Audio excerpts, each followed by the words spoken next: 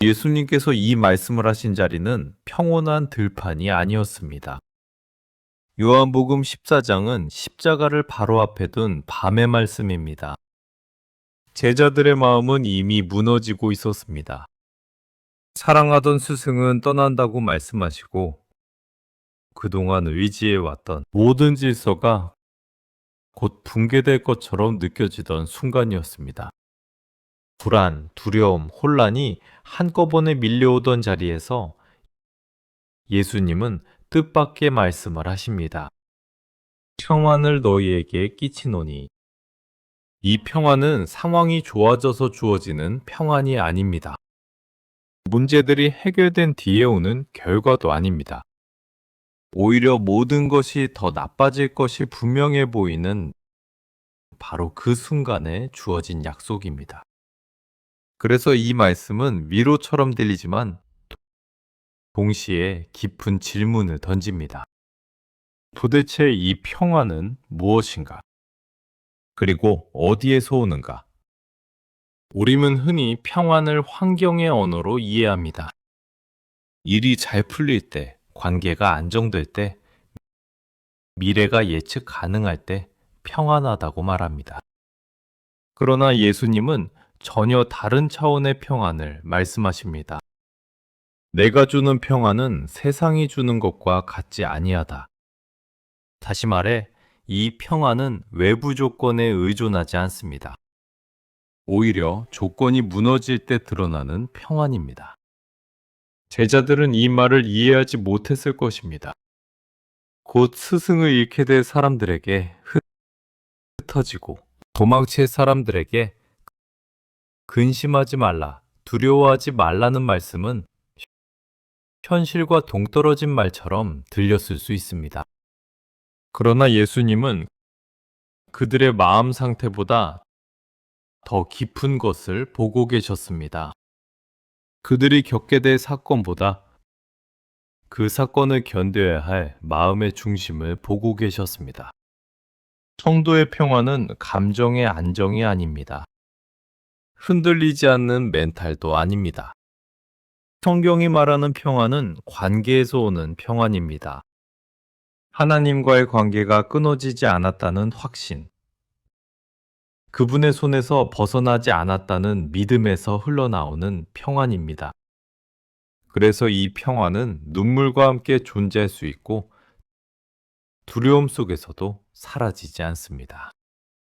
오늘을 사는 우리도 비슷한 자리에 서 있습니다. 상황은 여전히 불안정하고 마음은 쉽게 흔들리며 내일은 장담할 수 없습니다. 그런 우리에게 예수님은 동일하게 말씀하십니다. 평안을 너희에게 끼치노니. 이 말씀은 문제를 부정하라는 말이 아니라 문제보다 더 깊은 것을 붙들라는 초대입니다. 이제 우리는 이 질문 앞에 서게 됩니다. 세상이 주는 평안과 예수님이 주시는 평안은 무엇이 다른가? 그리고 그 평안은 어떻게 우리의 삶을 지켜주는가? 주님께서 주신 이 평안의 본질을 이제 말씀 속에서 하나씩 살펴보고자 합니다. 예수님은 이렇게 말씀하십니다. 평안을 너희에게 끼치노니 곧 나의 평안을 너희에게 주노라. 이 말씀에서 가장 먼저 붙들어야 할 단어는 평안이 아니라 나의라는 말입니다. 예수님은 막연한 평안을 말씀하지 않으십니다. 세상에서 흔히 말하는 위로나 안정감을 주겠다고 하지 않으십니다. 분명히 선을 그으십니다. 이것은 세상의 평안이 아니라 나의 평안이라고 말씀하십니다. 여기서 우리는 중요한 질문 앞에 서게 됩니다. 예수님의 평안이란 무엇입니까? 그것은 고난이 없어서 생기는 평안이 아닙니다. 예수님 자신이 그 증거이십니다. 이 말씀을 하실 때 예수님의 앞에는 십자가가 기다리고 있었습니다. 배신과 고통, 버림받음이 예정되어 있었습니다. 그럼에도 예수님은 평안을 말씀하십니다. 이것은 상황을 통해 만들어진 평안이 아니라 하나님과의 관계 안에서 이미 가지고 계신 평안이기 때문입니다. 예수님의 평안은 아버지께 대한 절대적인 신뢰에서 나옵니다. 아버지의 뜻 안에 자신이 있다는 확신. 어떤 일이 일어나도 하나님의 계획이 무너지지 않는다는 신뢰. 그것이 예수님의 평안의 근원입니다. 그래서 이 평안은 흔들리지 않습니다. 십자가 앞에서도 사라지지 않습니다. 오히려 가장 어두운 순간에 더욱 선명하게 드러납니다. 그리고 예수님은 말씀하십니다. 그 평안을 너희에게 주노라. 이것이 복음의 놀라운 선언입니다. 예수님은 자신의 평안을 우리에게 나누어 주십니다. 잠시 빌려주는 것이 아니라 끼친다고 말씀하십니다. 유산처럼 남긴다고 표현하십니다. 다시 말해, 이 평안은 제자들이 잘해서 얻는 것이 아니라 예수님으로부터 전달되는 선물입니다. 여기서 성도의 평안의 본질이 분명해집니다. 성도의 평안은 훈련의 결과가 아닙니다. 신앙 연차가 쌓여서 자연스럽게 생기는 마음 상태도 아닙니다. 성도의 평안은 예수님과의 관계 안에서만 흘러나옵니다. 그래서 평안은 노력의 산물이 아니라 연결의 열매입니다. 주님과의 관계가 살아있을 때 그분의 평안이 우리 안에 흘러 들어옵니다. 이 사실은 우리를 한편으로 안심시키고 다른 한편으로는 정직하게 만듭니다. 우리가 평안을 잃어버릴 때 그것은 신앙이 완전히 사라졌다는 뜻이 아니라 평안의 근원에서 시선이 옮겨졌다는 신호일 수 있습니다. 상황을 더 크게 보고 문제를 더 가까이 보며 주님을 멀리 바라볼 때 그 평안은 흐려집니다. 그러나 근원이 회복되면 평안도 다시 흘러옵니다. 예수님이 주시는 평안은 세상과 분리된 삶을 의미하지 않습니다. 오히려 세상 한가운데서도 무너지지 않는 중심을 의미합니다. 폭풍이 없는 바다가 아니라 폭풍 속에서도 가라앉지 않는 배와 같습니다. 그래서 성도의 평안은 눈물과 함께 할 수 있고 고난과 나란히 설 수 있습니다. 그러나 그 평안은 결코 사라지지 않습니다. 왜냐하면 그 평안의 근원이 예수님 자신이기 때문입니다. 이제 예수님은 한 걸음 더 나아가십니다. 단지 자신의 평안을 주신다고만 말씀하지 않으십니다. 그 평안이 세상이 주는 평안과 어떻게 다른지 분명히 설명하십니다. 그리고 그 차이를 통해 성도의 평안이 얼마나 단단한 것인지 드러내십니다. 예수님은 자신의 평안을 주신다고 말씀하신 직후 곧바로 한 문장을 덧붙이십니다. 내가 너희에게 주는 것은 세상이 주는 것과 같지 아니하니라. 이 문장은 단순한 비교가 아닙니다. 예수님은 평안의 종류가 전혀 다르다고 선언하십니다. 겉모양이 비슷해 보여도 근원과 성격과 지속성이 완전히 다르다는 것입니다. 세상이 주는 평안은 조건 위에 세워집니다.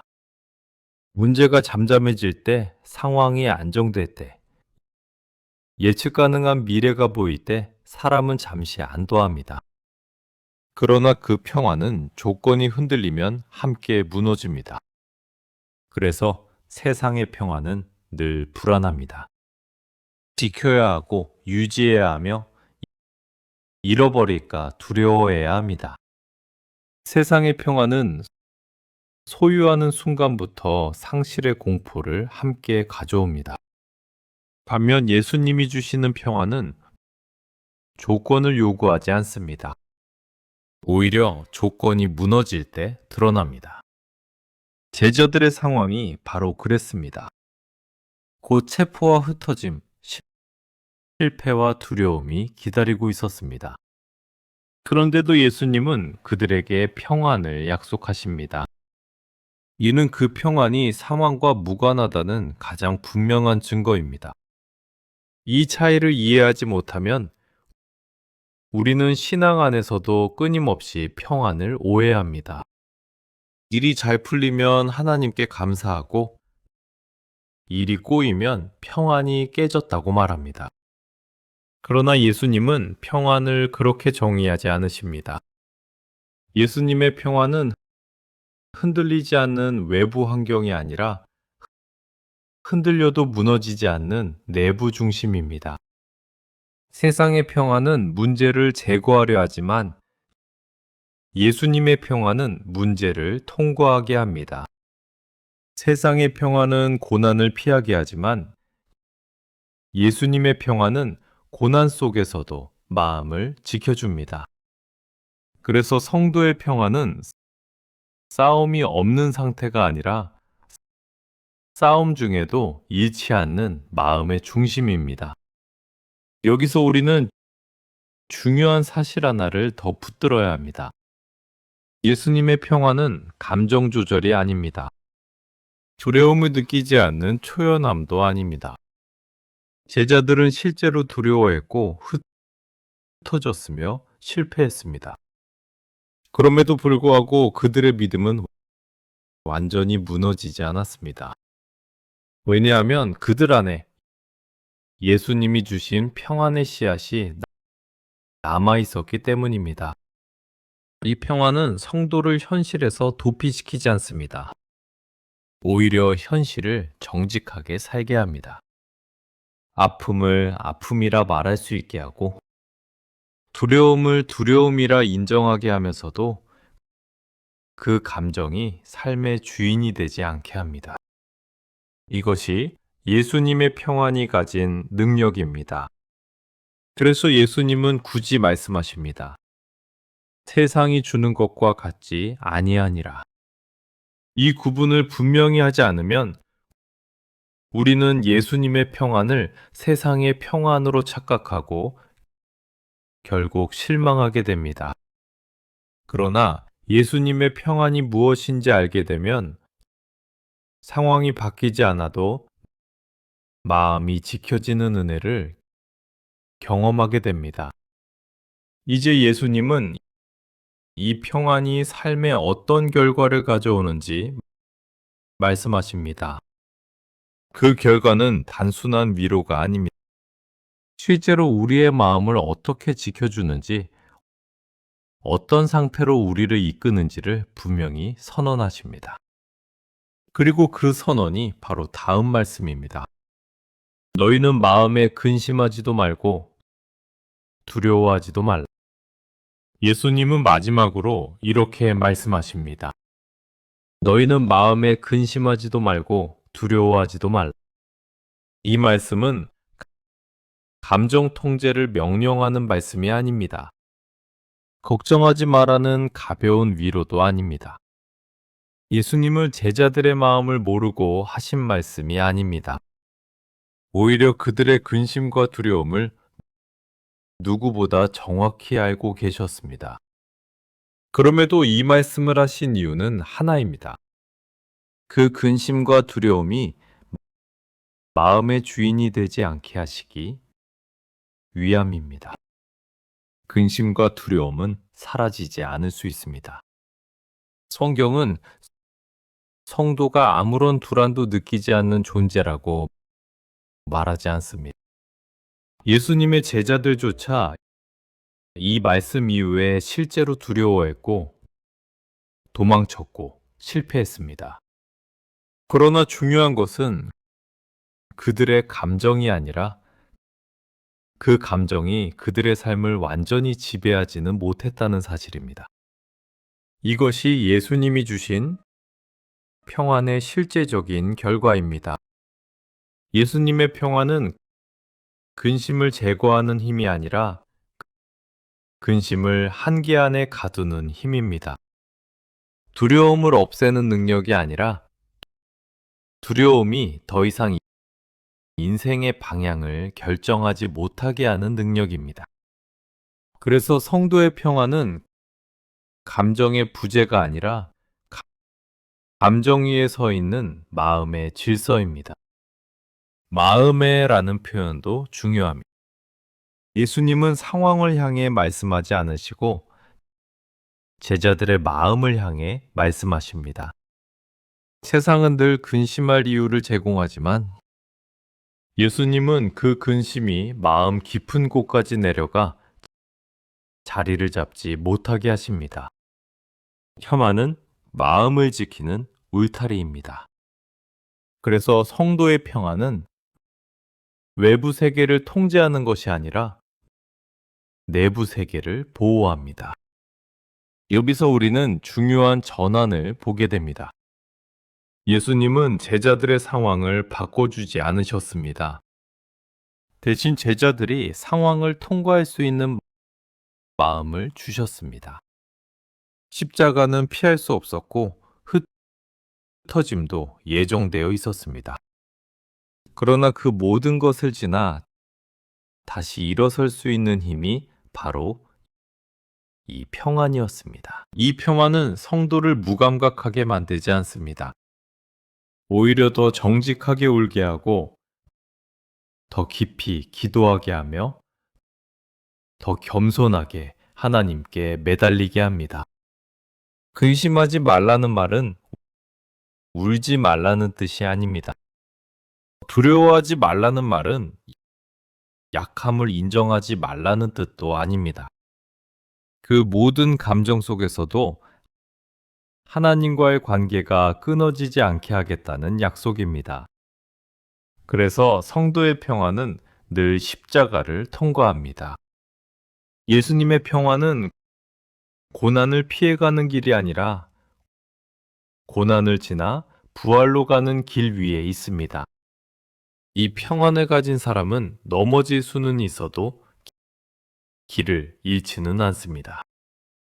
왜냐하면 그의 마음 중심에 주님이 주신 평안이 남아있기 때문입니다. 이제 예수님의 말씀은 우리를 마지막 자리로 데려갑니다. 근심하지도 말고 두려워하지도 말라는 이 말씀은 인간의 의지를 요구하는 명령이 아니라 이미 주어진 평안을 신뢰하라는 초대입니다. 그리고 이 초대에 응답하는 사람은 어떤 길을 걷든지 결코 혼자가 아닙니다. 예수님은 이 평안을 설명으로 남기지 않으셨습니다. 명령으로도 남기지 않으셨습니다. 주님은 이 평안을 유산처럼 남기셨습니다. 평안을 너희에게 끼치노니 곧 떠나실 분이 마지막으로 남겨주시는 것이 평안이라는 사실은 이 평안이 얼마나 확실하고 얼마나 지속적인 것인지를 보여줍니다. 이것은 잠시 느끼다 사라질 위로가 아니라 주님이 부재한 시간 속에서도 제자들을 지켜줄 실제적인 선물입니다. 이 평안은 제자들의 믿음의 크기에 달려있지 않았습니다. 그들의 담대함이나 성숙함에 근거하지도 않았습니다. 오히려 예수님은 그들이 곧 흔들릴 것을 아셨고 넘어질 것도 아셨습니다. 그럼에도 불구하고 평안을 주셨습니다. 왜냐하면 이 평안은 제자들의 손에 맡겨진 것이 아니라 주님의 신실하심에 묶여 있었기 때문입니다. 그래서 성도의 평안은 언제나 은혜의 성격을 가집니다. 잘 지켜서 유지하는 것이 아니라 이미 주어진 것을 누리는 것입니다. 붙잡아서 잃지 않는 것이 아니라 이미 붙들려 있음을 믿는 것입니다. 주님은 평안을 주신 뒤에 말씀하십니다. 근심하지 말라, 두려워하지 말라. 이것은 감정을 억누르라는 요구가 아니라 이미 주어진 평안을 의심하지 말라는 부르심입니다. 주님이 주신 평안은 삶의 모든 소리를 잠재우지는 않습니다. 여전히 세상을 요동하고 마음은 흔들릴 수 있습니다. 그러나 그 평화는 중심을 지켜줍니다. 어디로 돌아와야 하는지, 무엇 위에 서야 하는지를 잊지 않게 합니다. 그래서 이 평안을 가진 사람은 고난 속에서도 길을 잃지 않습니다. 밤을 지날 수 있고 다시 아침을 맞이할 수 있습니다. 사랑하는 성도 여러분, 오늘 이 말씀 앞에서 우리가 해야 할 일은 단순합니다. 평안을 만들어내려 애쓰지 말고 이미 주어진 평안 안에 머무는 것입니다. 마음을 단단히 붙들기보다 주님께 마음을 맡기는 것입니다. 주님이 남겨주신 이 평안을 거절하지 말고 오늘의 삶 속으로 가져오는 것입니다. 예수님은 오늘도 말씀하십니다. 내 평안을 너희에게 주노라. 이 평안은 여전히 유효하며 여전히 능력이 있습니다. 그러므로 이제 그 평안 안에서 사십시오. 근심보다 깊은 평안으로, 두려움보다 큰 신뢰로, 주님이 남겨주신 이 평안 속에서 오늘을 살아가십시오.